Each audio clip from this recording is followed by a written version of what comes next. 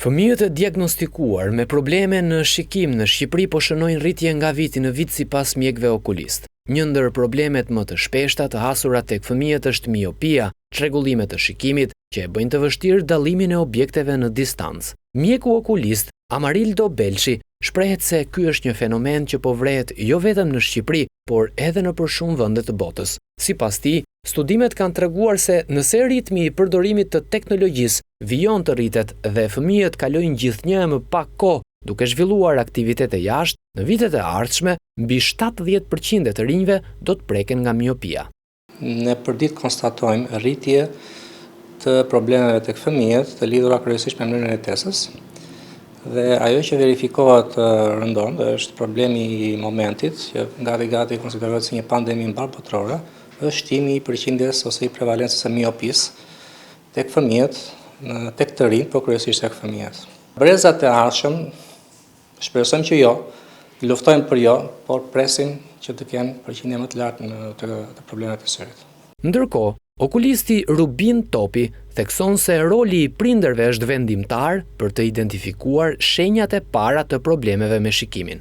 Fatkeqësisht probleme me miopi ne i shohim që në moshën 3 vjeç e lartë tani. Sepse është gjithmonë më tepër një moshë një vjeç e gjysmë e lartë, që për t'i hutuar, për t'i qetësuar, prindi i lejon që të rritë hutohet me telefonin apo me tabletin. Fëmia ka dëshirë që t'i afrohet ekranit televizorit. Apo ka një material ku po vizaton apo po pikturon dhe do t'i afrohet më afër. Apo fillon fërkon syt, apo ndonjëherë mund ta mbylli njërin sy. Pra ç'a ndodh? Një sy që ka një numër më të madh, pa një defekt më të madh, pa vetë dije fëmia do ta mbyll që të shohë me syrin që shikon mirë. Pra edhe këto ndodhin shpesh. Ose i pisëron syt, do të fokusohet dhe i bën syt kështu.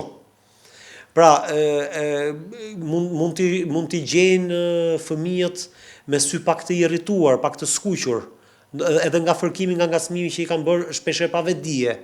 Pra, të gjitha këto janë shenja tipike që mund të lejnë të dyshosh që ka diçka që nuk shkon, dhe patjetër duhet paraqitet te një mjek specialist e një mjek okulist. Për të mbrojtur shikimin e fëmijëve, mjekët rekomandojnë kufizimin e përdorimit të pajisjeve elektronike dhe krijimin e një rutine më të shëndetshme për syt. Ata sugjerojnë se gjatë përdorimit të ekraneve të bëhen pushime të shpeshta, ndërsa aktivitetet në ambiente të hapura të jenë pjesë e përditshmërisë së fëmijëve.